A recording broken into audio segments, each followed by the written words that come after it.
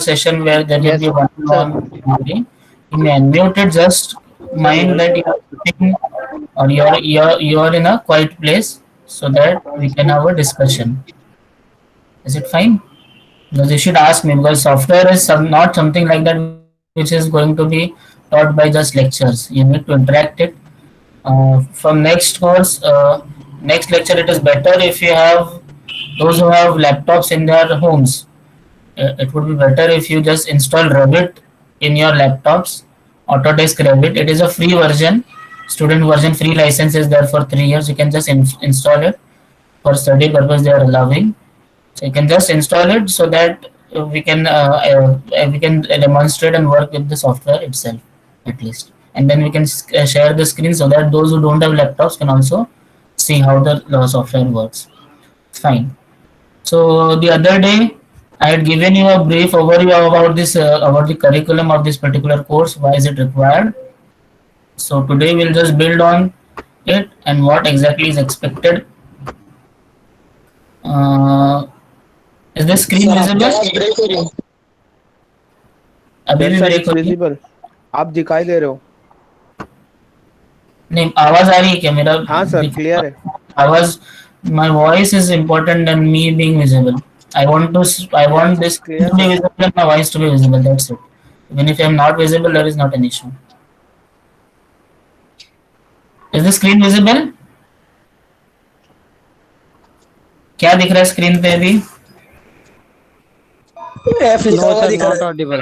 Not visible. Sir, Your आप ही screen दिखाई is दे रहे not हो. visible. Just for 1 minute. 1 minute. What that happens sometimes, no?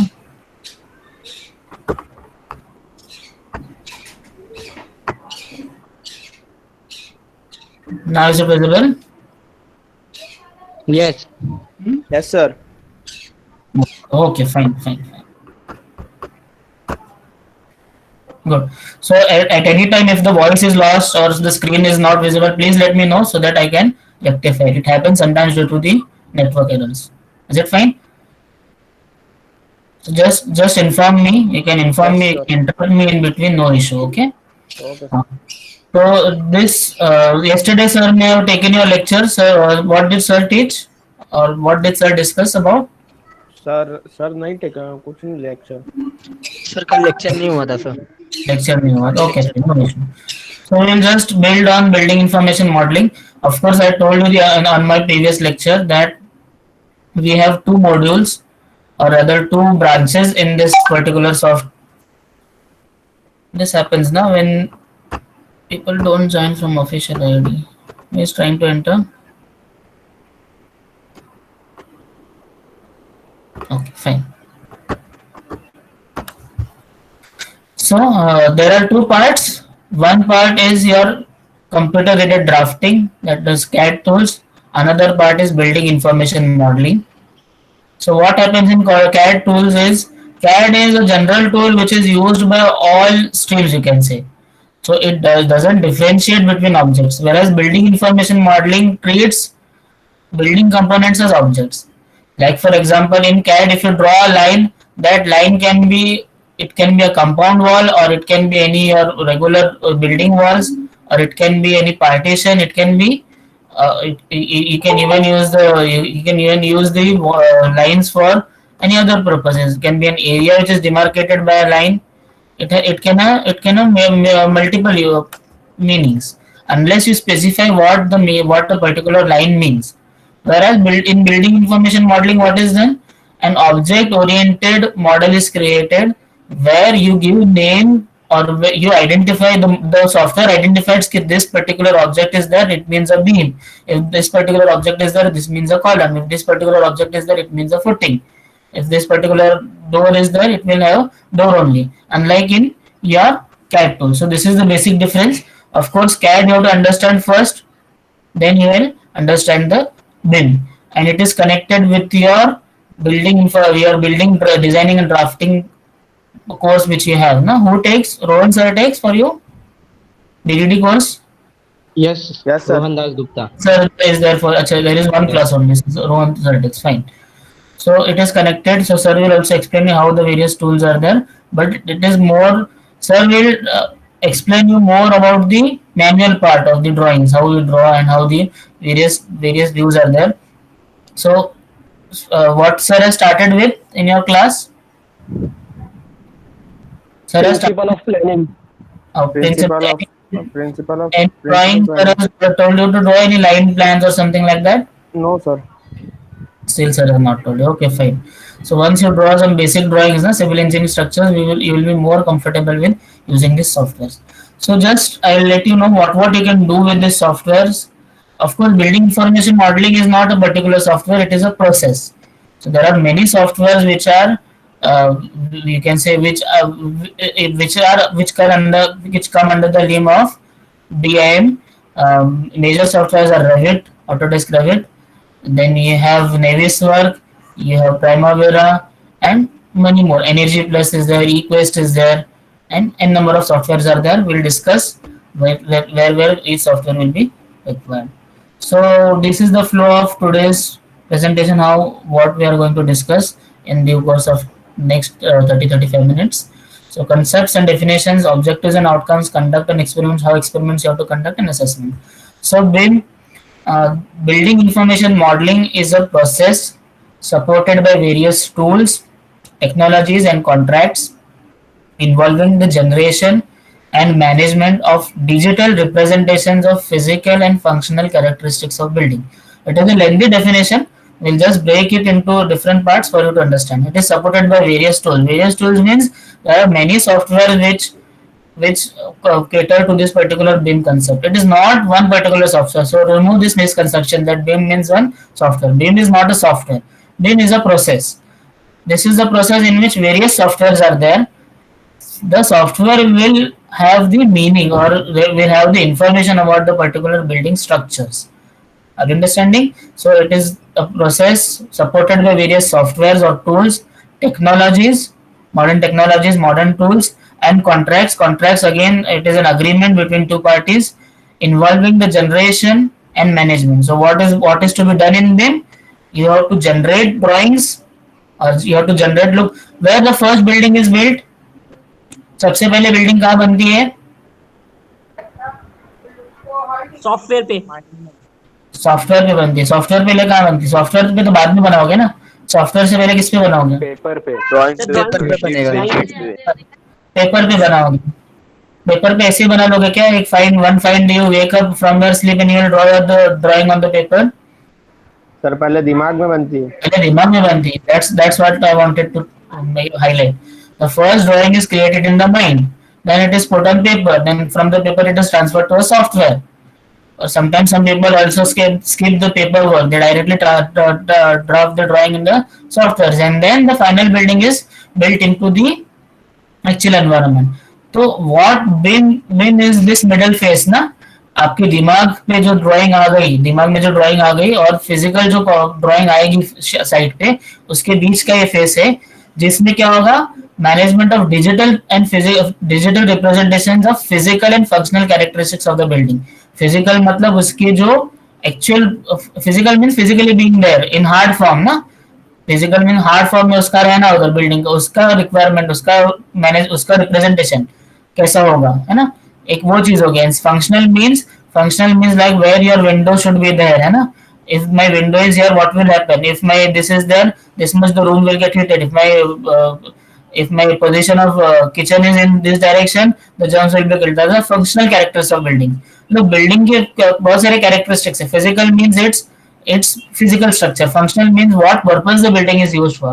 Like if it is a school building, you will have different the material which are used for the school building may be same, but the orientation, the room structure, and all other prospects will be different. Are you understanding? So BIM will represent all those aspects so that the design process is eased. So there are many definitions, but I found this definition to be more suitable.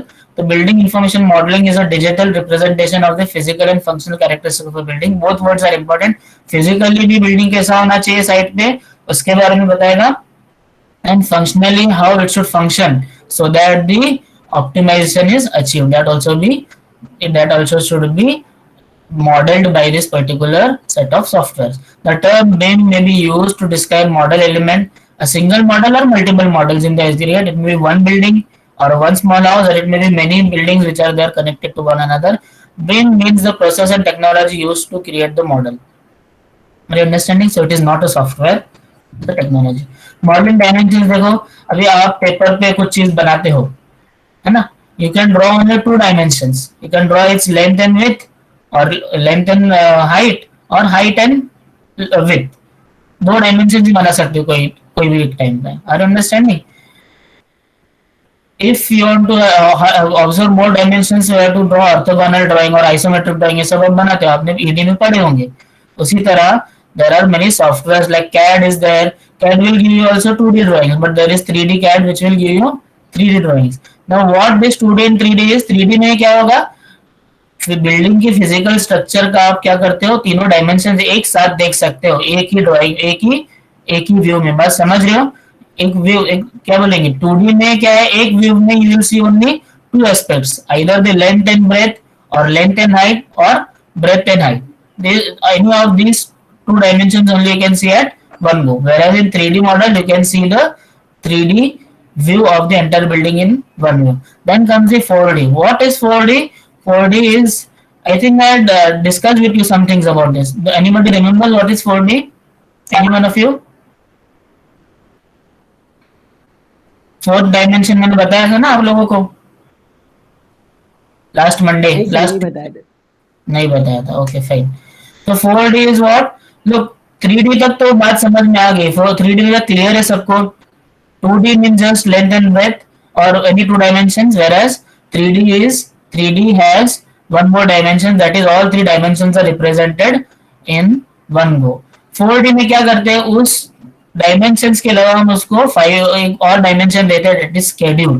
कि मेरा ये particular column है building का, या footing है, या excavation है, ये किस दिन, इसका प्लान किस दिन में होना चाहिए, या ये कौन से दिन में प्लान है, ये एग्जीक्यूट करना कौन से दिन में प्लान है. देखो दो चीज होती है, दो डेट्स रहते हैं कभी भी कोई भी स्ट्रक्चर के इसमें एक्टिविटीज में. एक होता है प्लान डेट और एक होता है actual date.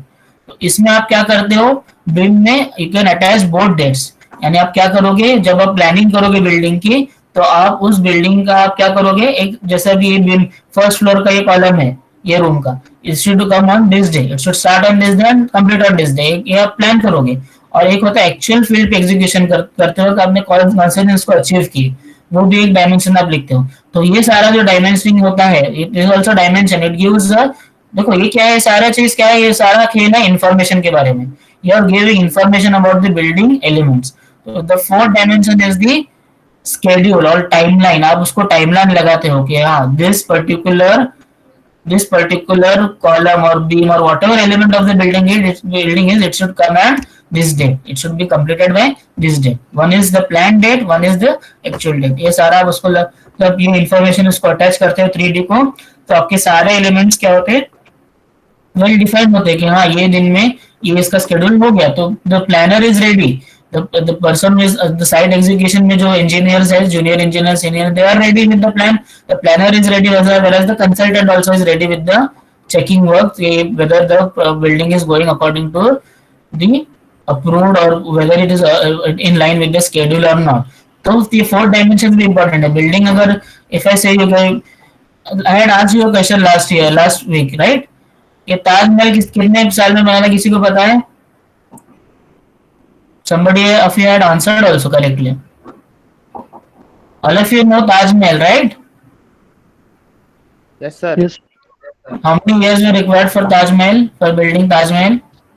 20 years. 20 years. 22 years. Some people say 22 years. Some people say 50 years. अगर आज के दौर में अगर आप बोलो कि हाँ I will build the building in 50 years, चलेगा क्या? नहीं चलेगा. तो you have to stick with the schedule. आपको ने अगर drawing दे दिए, if you are a planner, and you just give the drawing, it is not sufficient. You should also give the fourth dimension. Fourth dimension क्या है? You have to give the schedule of the particular building. तो ये CAD में it is not possible. Because why? CAD में it is not possible. Why? Because CAD is only it is a representation of the drawing, it is nothing but it doesn't know, CAD के software को मालूम नहीं होता कि building के क्या चीज है, ये गाड़ी की ड्राइंग है या बिल्डिंग है या कुछ और है, कोई मैकेनिकल एलिमेंट है या कुछ क्या है, उसको नहीं मालूम होता। बट बिल्डिंग में बीएम में क्या होता है, it building elements are given proper names, और वो सॉफ्टवेयर आइडेंटिफाई करता है कि दिस पर्टिकुलर ये चीज है, ये क्या है, ये कंक्रीट स्लैब होगी, ये बीम होगी, ये कॉलम होगा। बात समझ रहे हो? उसको आप क्या करते हो, 4 डायमेंशन देते हो, उसको आप एक और इन्फॉर्मेशन के साथ अटैच कर लेते हो। वो इन्फॉर्मेशन क्या होती है उसकी, वो इन्फॉर्मेशन होती है उसकी schedule. Then comes the 5D, ये सबसे इंपॉर्टेंट पार्ट है। 5D मतलब क्या है? Anybody knows? Anybody would like to try? What is 5D?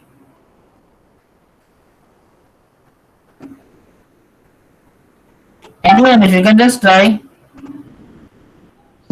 The number of material required. Material required, look, okay, calculating the quantity of material required, that is one thing, but from materials what will you get? Materials required से क्या मिलेगा?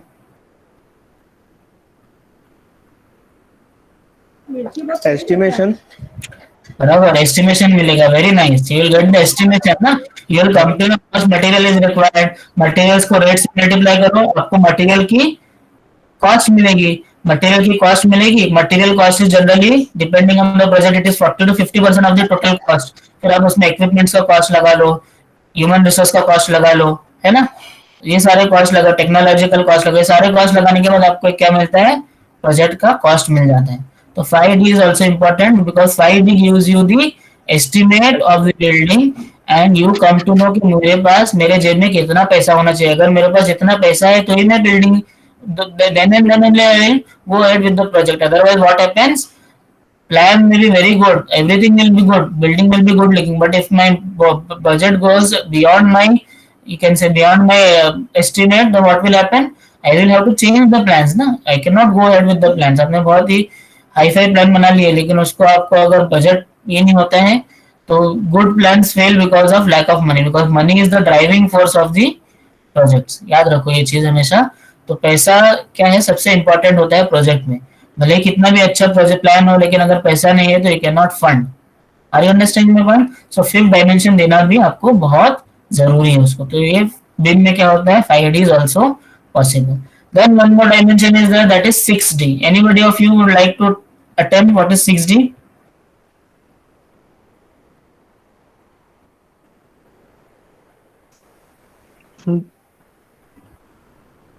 Okay, fine, no worries, because at this level you may not exposed to that that many fields of civil engineering, still I'll tell you. 6D is the environmental aspect. Environmental aspect यानी जब लोग वहां पे रहने आएंगे, है ना, तो जब लोग रहने आएंगे तो उनको तो बिल्डिंग के ऑपरेशन, एक तो बिल्डिंग के अपने कंस्ट्रक्शन में पैसा डाल दिए, उसके बाद जब लोग वहां रहने आते हैं, अभी आप लोग भी रहते हो अपने घरों में, तो आपको महीने का कुछ मेंटेनेंस देना पड़ता है। Everybody many of you may have contributing some maintenance, right, maintenance होता है, फिर लाइट बिल होती है ना, उसके अलावा भी अदर एक्सपेंसेस होते हैं, वाटर चार्जेस होते हैं। वाटर चार्जेस तो खैर कुछ सोसाइटीज मेंटेनेंस में ले लेते हैं। तो what this maintenance is there for catering to all this cost which are required for the operation of the building. फिर एक 10-15 साल बाद बिल्डिंग का प्लास्टरिंग वगैरह करने के लिए कुछ पैसे आप निकालते हो। बात समझ रहे हो? तो ये सारा पैसा जो रहता है, ये सारा किस उसको बोलते हैं ऑपरेशन एंड मेंटेनेंस कॉस्ट। तो इसमें कंपोनेंट होता है एनर्जी कॉस्ट। एनर्जी कॉस्ट क्या होता है, स्पेशली देखो छोटे मोटे बिल्डिंग में इतना कुछ प्रॉब्लम नहीं रहता है, लेकिन अगर आप बड़े बड़े बड़े प्रोजेक्ट्स पे आप काम करो, आपका G+40 स्ट्रक्चर है या कोई ऑफिस बिल्डिंग है, जिसमें क्या होता है, बहुत इलेक्ट्रिसिटी कंजम्पशन होता है, bills are in lakhs and crores of rupees. In that case, you need to plan for the energy management very well. Otherwise, what will happen? अगर आपने मटेरियल्स ऐसे यूज किए जो they do not allow the heat transfer, तो what will happen? देखो generally क्या होता है, मटेरियल्स अगर आपने अच्छे यूज किए तो your building cost will be more, material अगर इंफीरियर यूज किए तो क्या होगा, quality will be less. But you have to study the various properties of materials, entropy है और बहुत सारी other qualities, so that in summer your room, inside room is there, it should not be that hot, in winter it should not be that cold, so the material should isolate your particular building. So energy requirements और such materials are there. बहुत सारे materials, modern materials आए हैं which make sure or which ensure that the mechanical ventilation यानी AC, पंखे and mechanical lighting devices which are required because of lack of natural you can say sunlight coming into the building. तो उससे क्या होता है, ये हमारा जो एनर्जी कॉस्ट है, इलेक्ट्रिसिटी बिल जो है बड़े बड़े कॉर्पोरेट ऑफिसेस का, वो लैक्स एंड करोड़ में होता है. Even are you may be, I don't know how many of you know, anybody of you would like to attempt what is our college electricity bill? Any one of you? महीने का कितना होगा? Around 5 lakhs, sir. Very nice, very good. 4.5 to 5 lakh का अपना bill आता है college का. अपना तो फिर भी छोटा कॉलेज है, अभी बड़े बड़े जो कॉर्पोरेट ऑफिसेस है, कैन यू इमेजिन, उनका करोड़ में बिल आता है. तो if they are not planning for this particular energy, what will happen? ये तो एक टाइम का इन्वेस्टमेंट नहीं है, 1 crore rupees. This is coming for every month. तो उनके एवरी मंथ उतना पे करना है. सो उनका जो बिजनेस कर रहे हैं उसमें से पैसा जा रहा है. बात समझ रहे हो? तो this energy management, even if they are able to save 10 to 15% of the cost, substance है. आप देखो ना, 1 करोड़ का अगर 10% भी बचा लेते, 10 लाख रुपए they are able to save every month. Are you imagining? तो ये सारा जो बिन का कंसेप्ट से छोटे मोटे बिल्डिंग में generally it doesn't fit, because उसका इतना क्या बोलते हैं, इतने फिगर्स, इतने नंबर्स में आपको उसका बेनिफिट नहीं दिखता, जितने बड़े बड़े कॉर्पोरेट बिल्डिंग्स एंड इस बड़े बड़े प्रोजेक्ट्स में आपको दिखते हैं. तो 6 डायमेंशन समझ में आया? It is the energy component. तो there are many software, energy plus है, इक्वेस्ट है, और बहुत सारे सॉफ्टवेयर है which model the energy requirements. वो आपको बता देंगे कि आपका ये सब मटेरियल डाल दो, डायमेंशन डाल दो, सारा डाल दो, मटेरियल प्रॉपर्टी डाल दो, आपको बताएंगे कि आपको इतना आपको ये लगेगा, वेंटिलेशन लगेगा, आप ये इंस्टॉल करोगे तो इतना आपका खर्चा बचेगा. तो सारा एक मॉडलिंग का सिस्टम होता है. Then comes the 7D. देखो, आपको from this point of view, from your syllabus point of view, even if you do up to 4D, that is sufficient. बात समझ रहे हो? I am not talking about your 3rd semester skill based lab course. I am talking, we are discussing in general. जो actually site पे क्या होता है इसके बारे में डिस्कस करें. आप स्किल बेस्ड लैब कोर्स के लिए 4D तक भी करो तो भी it is sufficient for me, because I know at this level for you to do 4D is quite good. But when you take your BE project, उस time पे आपको 6D एंड 7D ये dimensions explore करना है. People have even gone to 8D 9D भी लोगों ने किए. तो 7 डायमेंशंस क्या है? Facility management. फैसिलिटी मैनेजमेंट यानी मेरा अगर कुछ रिपेयर करना है, मैंने अभी देखो, अभी मेरी बिल्डिंग बन गई है, अब बहुत सारे लोग यार लिविंग इन होम्स विच में भी ओल्ड ना, तो अगर मुझे कुछ कोई उसमें अगर रिपेयर वगैरह करना है, तो again I have to call the vendor फिर उसको स्टडी करेगा, उसके कंपोनेंट्स को स्टडी करेगा, and then he will suggest repairs which will take time and will cost also. But 7D में क्या होता है? फैसिलिटीज मैनेजमेंट होती है. फैसिलिटीज मैनेजमेंट मतलब क्या होता है? अगर मेरा कोई भी कंपोनेंट, बड़े बड़े बिल्डिंग में क्या होता है, बड़े बड़े प्रोजेक्ट्स में, if any one component is just you can से नॉट वर्किंग, क्या होता है, उनको फिर इंडेंट रेस करो, ये करो, बहुत सारा टाइम चले जाता है. So if they have a system in just one click, if the concern person is informed about it. Concern person means, अगर मेरा समझो इस बिल्डिंग का मेरा AC नहीं चल रहा है, तो पहले क्या होता था, कॉर्पोरेट बिल्डिंग्स वगैरह में people used to raise indent, है ना, एक डिपार्टमेंट रेज करता था, फिर वो सेंट्रल ऑफिस जाता था, फिर सेंट्रल ऑफिस उसको स्टडी करता था, फिर अगेन उसको वेंडर भेजता था.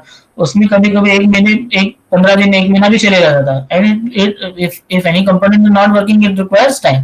But what happened in facility management?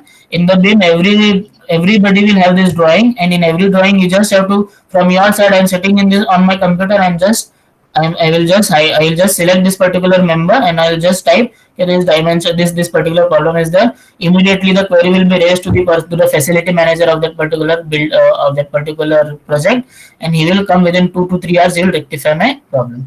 The facilities management is also a very, you can say, important component in the you can say जो प्रोजेक्ट्स है ना, corporate parks and all this projects are there, जहां पे 1 hour delay leads to lakhs और lakhs rupees of loss. Because generally जो IT companies वगैरह जो चलती है, उसमें अगर इलेक्ट्रिसिटी अगर 1 घंटे के लिए भी नहीं रहे, तो दे इनकर हेवी लॉसेस. तो ये सारा सिस्टम आजकल चल रहा है. तो as over conventional tools, of course they are beneficial over conventional tool, because it is a virtual model. Virtual model मतलब आपको अभी ड्राइंग शीट्स पे बना के, हजारों 100 शीट्स बना के, सारे डायमेंशंस लिख के सारा चीज करने की जरूरत नहीं है. Everything is available in soft form. I can just open my computer. I can, if I want to see the 10th floor कि मुझे 10th फ्लोर का मुझे स्लैब प्लान देखना है, I can just see in my computer. whereas पहले क्या होता था, मुझे फिर लॉकर में जाओ, लॉकर से फिर उसको देखो, उसमें से कौन सा आइडेंटिफाई करो, बिकॉज उनको स्टैकिंग को भी प्रॉब्लम होता था ना, keeping them, maintaining the documents also became a problem. But it has all replaced with, everything is available in short form. I can just see in my computer and I can take the necessary decisions. Clash detection, of course देखो अब हम सिर्फ as a civil engineer में ही काम कर रहे हैं ना प्रोजेक्ट में, बिल्डिंग के अदर कंपोनेंट्स भी है. से एक स्ट्रक्चरल इंजीनियर काम करेगा स्ट्रक्चरल डायमेंशंस, स्ट्रक्चरल ड्राइंग्स के ऊपर, है ना, उसका बीम कॉलम का रिइंफोर्समेंट कैसा है, क्या है, उसमें वर्क करेगा. एक सिविल कॉन्ट्रैक्टर होगा जो बिल्डिंग एलिमेंट्स पे वर्क करेगा. Then there will be an architectural planner और कंसल्टेंट जो उसके एस्थेटिक्स एंड इस पे वर्क करेगा, है ना. एक होगा आपका MEP, mechanical electrical and plumbing services वाले होंगे. मैकेनिकल लिफ्ट में लिफ्ट वगैरह आती है, प्लम्बिंग में आपका जो पाइपलाइन वगैरह जाती है सीवेज की उसकी, एंड इवन जो वाटर सप्लाई की पाइपलाइन आती है आपके बिल्डिंग का, आपके घरों तक जो पानी आता है, उनका एक ड्राइंग होगा, है ना. अगर क्या होगा, मैंने एज ए सिविल इंजीनियर मैंने ड्राइंग बना के दे दिया, अभी उसको अगर मैकेनिकल वाला या प्लम्बिंग वाला है उसको क्या करना पड़ेगा, उसमें ड्रिल करना पड़ेगा, होल करना पड़ेगा. मेनी ऑफ यू में observe at your homes also ना. Are you able? Are you understanding what I am telling? बात समझ रही है? Yes, sir. Are you comfortable with my language? Because generally मैंने Yes, sir. हाँ, you are comfortable. Okay. तो what happens ना, then again मैंने मेरा सिविल वर्क कर लिया, अभी मैकेनिकल प्लम्बिंग वाले आएंगे, वो लोग क्या करेंगे, वो लोग फिर ड्रिल करेंगे, उसमें होल्स करेंगे, एंड फिर अगेन, है ना, अगर ठीक है दीवार से होल करना not difficult, but what if some beam और column comes, it is not possible to drill or beam or column. otherwise what will happen, देखो बिल्डिंग का है ना, अभी आप लोगों ने मॉस में शायद पढ़े होंगे, बिल्डिंग का लोड कौन, अभी आजकल तो फ्रेम स्ट्रक्चर्स ही देखो दो टाइप के स्ट्रक्चर होते हैं जनरली. एक होता है लोड बेरिंग स्ट्रक्चर, एक होता है frame structure. Load bearing structure यानी जो हमारे पुराने स्ट्रक्चर्स है या जो गांव देहात में जो स्ट्रक्चर बनते हैं, जो जनरली G+3 या G+4 होते हैं, 2000 मैक्सिमम में बोल रहा हूँ, G+3 G+, जनरली छोटे G+1 फ्लोर स्ट्रक्चर ही लोड बेरिंग होते हैं. जो पुराने जमाने में बनते थे, जैसे if I want to give an example, I will give an example of Qutub Minar. Qutub Minar is a good example of a load bearing structure. बात समझ रहे हो? या even many buildings which are there which were built by the Britishers in our Victoria terminus है ना, VT station, CST station. Then again you have many buildings, many iconic buildings in southern Mumbai which are built by the Britishers. Those are load bearing structure जिसपे सारा load was transferred through the walls of the building. बात समझ रहे हो? Second type of structure है frame structure. Frame structure है हमारे जो आजकल के बिल्डिंग्स है, जो बिल्डिंग्स बीम्स एंड कॉलम्स पे खड़ी होती है, उसको बोलते हैं फ्रेम स्ट्रक्चर. तो सारा का सारा लोड जो फ्रेम स्ट्रक्चर का होता है, because they are now 10 storey structure, 15 storey structure, 40 storey structure, तो उसका उनका बीम और कॉलम का डिजाइन ऐसा होता है कि वो सारा का सारा लोड ऊपर से नीचे फाउंडेशन तक ट्रांसफर हो जाए. अगर आप कोई बीम में छेड़खानी करते हो तो what will happen is the load carrying capacity of the beam और column is decreased. And if बहुत बार ऐसे बहुत केसेस ऐसे भी हुए हैं, specially Mumbai and all, generally नीचे शॉप्स होते हैं ना, शॉपकीपर्स के, बिल्डिंग होती है ऊपर, रेजिडेंशियल फ्लैट्स होते हैं ऊपर, भी नीचे शॉप्स होते हैं. तो some cases famous cases where there were one shopkeeper what he did was he just उसके शॉप के अंदर उसको जगह कम पड़ी थी, उसने नीचे का कॉलम ही निकाल दिया, तो बिल्डिंग पूरी की पूरी it just collapse because the entire load gets imbalance ना, और वो पूरा लोड दूसरे कॉलम्स पे आ गया, दूसरे कॉलम्स ले नहीं पाए एंड द बिल्डिंग कोलैप्स हो गई. तो clash detection is very important because अगर मुझे पहले ही पता हो कि मेरा इधर अगर मैकेनिकल और इलेक्ट्रिकल प्लम्बिंग सिस्टम जाने वाले, तो I will leave some space for them, है ना. I will provide some duct so that the cables and all the cables, their pipelines can be easily passed. So ये सारा system BIM में possible है, which was not possible in the earlier days. क्या करते थे लोग, फिर column से पॉसिबल नहीं है तो अगेन फिर वो बाहर से लेके जाके फिर अगेन शैबी वर्क और ये मतलब एक unaesthetic practices were followed. But now due to the advent of this BIM many things are improved. Interoperability मतलब आप एक BIM पे यूज करो, आपने Revit पे वर्क किए, there are many other tools, BIM 360 है, फिर अगेन ट्रेम्बल का भी एक सॉफ्टवेयर है, नहीं 3D मैक्स है, बहुत सारे सॉफ्टवेयर इस पे आप वर्क कर सकते हो। It is not that Revit में वर्क किया तो आपको एक ही सॉफ्टवेयर वर्क करना है, नहीं, आपको अगर रेविट में जम रहा है तो आप इस पे वर्क करो, same data you can work on the other software. They are IFC compliant, industry foundation course compliant tools. All in one solution है, बिकॉज आप ये देखो मैंने आपको 7D तक बताया डायमेंशंस, तो ये सारी चीज आप कर सकते हो। प्रोजेक्ट का कॉस्ट निकाल सकते, विजुअलाइज कर सकते हो, देख सकते हो, कॉस्ट निकाल सकते हो, शेड्यूल एस्टिमेट कर सकते हो, लाइफ साइकिल कॉस्टिंग कर सकते हो, है ना, फैसिलिटी मैनेजमेंट कर सकते हो। लाइफ साइकिल कॉस्टिंग मतलब तो एक होता है कंस्ट्रक्शन कॉस्ट, मेरे प्रोजेक्ट को 2-3 साल में बनने 2-3 साल बनने में लगे, उसको कितना कॉस्ट गया उसके बनने में। एक life cycle costing is the cost which is required for the operation and maintenance. लोग उसमें रहने आने के बाद उसकी जो एनर्जी कॉस्ट है, फैसिलिटीज कॉस्ट है, ऑपरेशन मेंटेनेंस कॉस्ट है, वो सब ऐड करने के बाद कितना उसका कॉस्ट हो गया। सो ऑलवेज कंस्ट्रक्शन, अभी कवर क्या होता है, कंस्ट्रक्शन कॉस्ट लोग कम करने अचीव कर लेते हैं, but life cycle cost is increase because they use inferior materials, है ना, घटिया काम करके फिर क्या होता है, उनका जो बाद का कॉस्ट है जो लोगों को बेयर करना पड़ता है वो बहुत बढ़ जाता है। और अगर अच्छा कंस्ट्रक्शन है तो क्या होता है, मेंटेनेंस रिपेयर्स वगैरह कम हो जाते हैं। So before moving ahead, I would like to make you a small announcement about Zakat meeting. Those who have applied shall meet, and those who need the Zakat funds. All of you have got the message on your group? Yes, sir. Yeah. So those who are eligible, they can go to the meeting. Also, I am a part of the panel, so you can join the meeting at your time is from 4 p.m. right? You can join at 4 p.m. So potential benefits of BIM visualization है। हम देखो building में कैसा है, I will share a walk through, I will show you a walk through of a building. एक YouTube का छोटा सा वीडियो है 4 मिनट्स का, that I will show you. You will imagine how the building can be visualized before actually going inside the building. बनने से पहले visualise कर सकते हैं। हमको अगर क्लाइंट को दिखाना है ना, क्लाइंट जनरली क्या होता है, ओनर ऑफ द प्रोजेक्ट, उसको हमको दिखाना है कि हमारा प्रोजेक्ट ऐसा ऐसा, they have plan, based on their plans they will approve the project. So हमको क्लाइंट को अगर दिखाना तो we can give him a good visualisation. Intelligent documentation, intelligent documentation मतलब एक ही जगह पे सब चीज स्टोरिंग एंड शेयर करने के लिए आसान है। There is no need to stack cupboards and cupboards, drawings भर के रखने के लिए जरूरी नहीं है। एंड देन फिर वो ड्राइंग्स ढूंढो, फिर अगेन बारिश में उसको संभालो साइड पे लेके जाने से, तो ये बहुत सारी चीजें, बहुत सारे प्रॉब्लम्स हुआ करते थे कंस्ट्रक्शन साइट पे। बट आजकल because of this, so there is a very good scope in if you are a BIM engineer. एक बीम इंजीनियर करके पोस्ट आजकल हर बड़े साइट पे होती है, तो if you are very well versed with BIM, you have a very good career option, because ये सारा क्या है, बहुत सारा काम वो आसान करके दे देते हैं वो कॉन्ट्रैक्टर और क्लाइंट को। क्लाइंट डिडक्शन जैसे मैंने आपको बताया between the various parties, client consultant हो गया, स्ट्रक्चरल इंजीनियर हो गया, मैकेनिकल इंजीनियर, प्लम्बिंग, उसका क्लास डिटेक्शन करके they are resolve.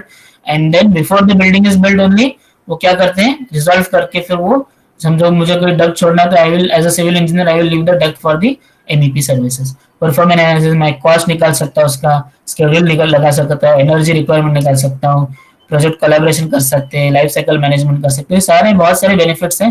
These are just some benefits which I have listed, there are much more benefits.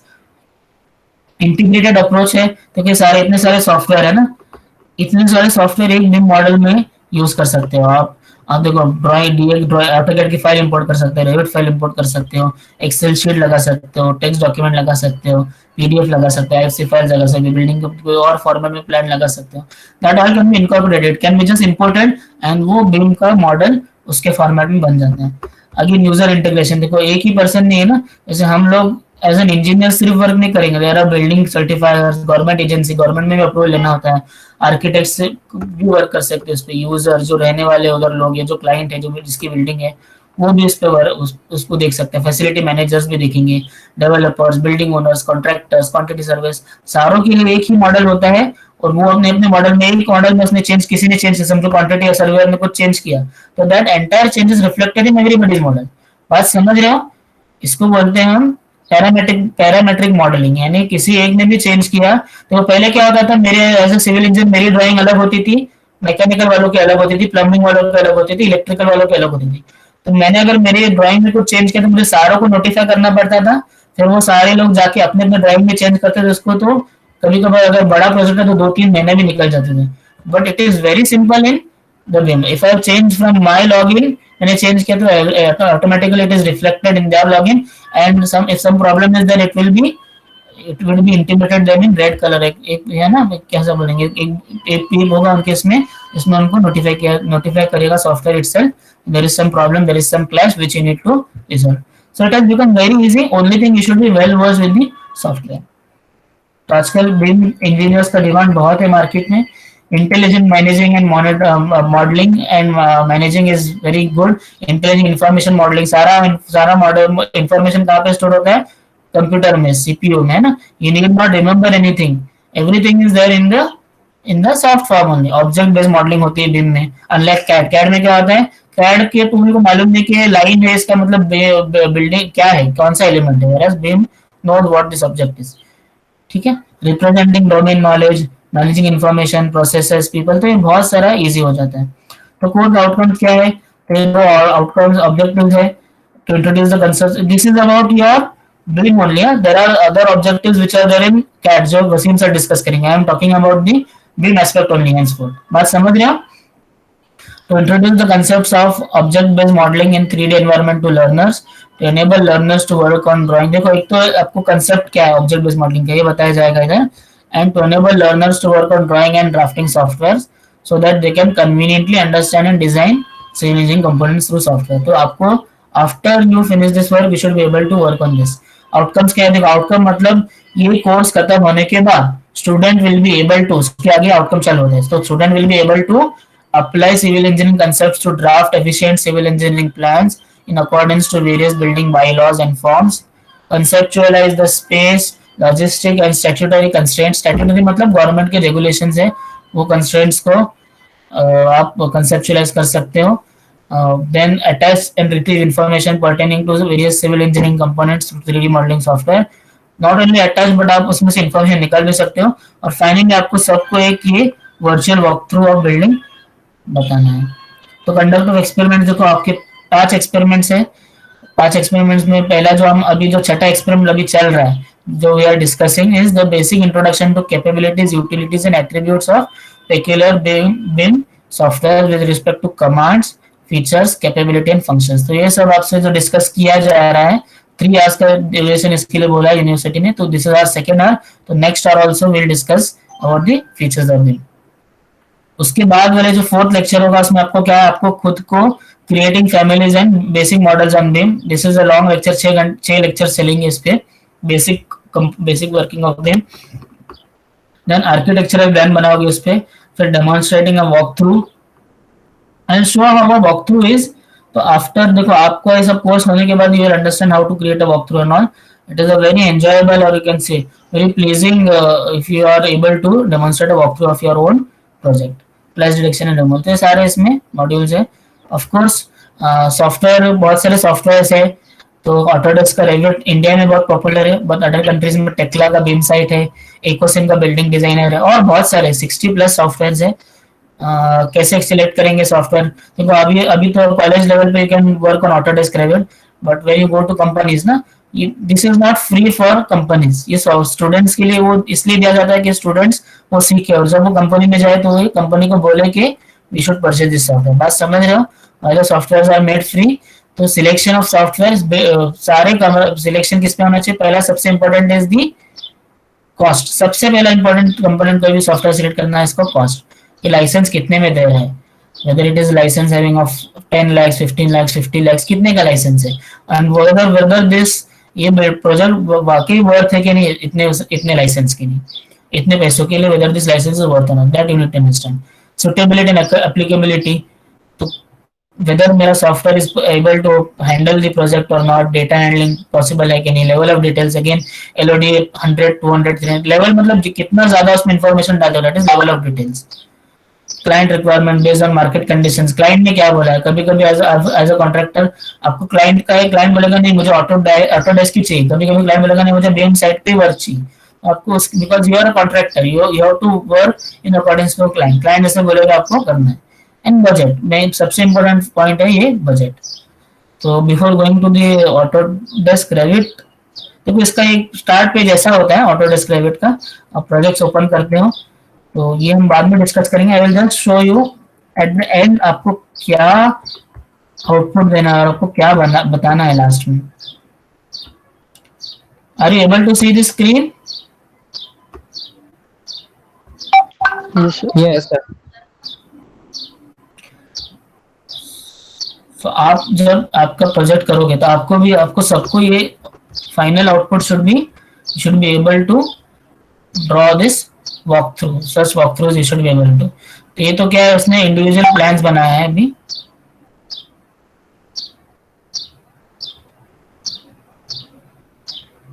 These are the views which is possible in case of BIM। ये सब आप देख सकते हो BIM में 3D views।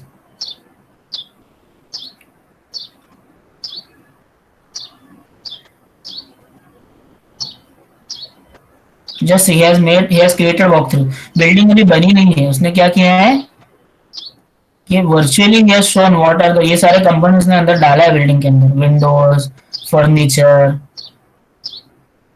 आप लोगों को भी ऐसा ही कुछ बनाना है, छोटा ही प्रोजेक्ट बनाओ आप। तो ये जो फर्नीचर होता है उसको बोलते हैं families. There are many families, nothing but libraries which are there in the BIM. तो टेबल की लाइब्रेरी होती है, चेयर की लाइब्रेरी होती है, आपको सिर्फ उसका जगह आइडेंटिफाई करना है, उसका डायमेंशनिंग वगैरह करना है, वो आप डायरेक्ट लाइब्रेरी से चेयर वगैरह उठा के इसमें डाल सकते हैं आपके प्रोजेक्ट में। फिर आपको dimensioning and its proper place and all you need to identify. So you can create very beautiful walkthroughs of your buildings।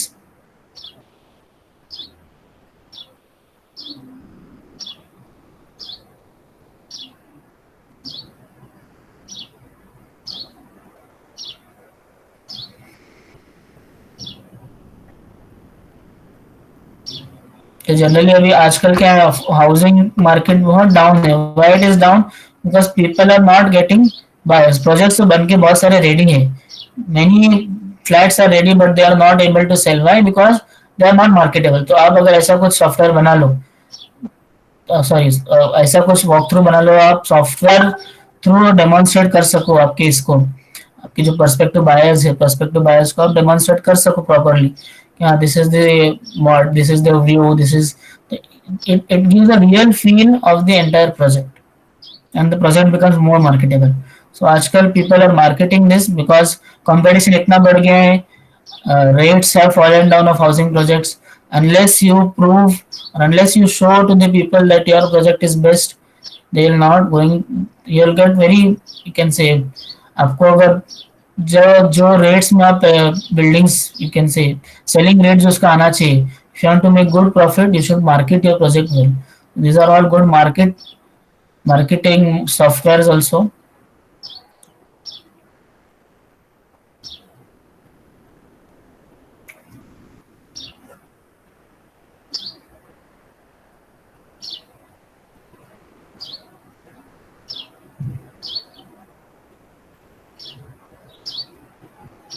they can create very good walkthroughs of every room। उसके आप sections dimensions के हिसाब से कर सकते हो, ये सारी चीज आप, it is possible।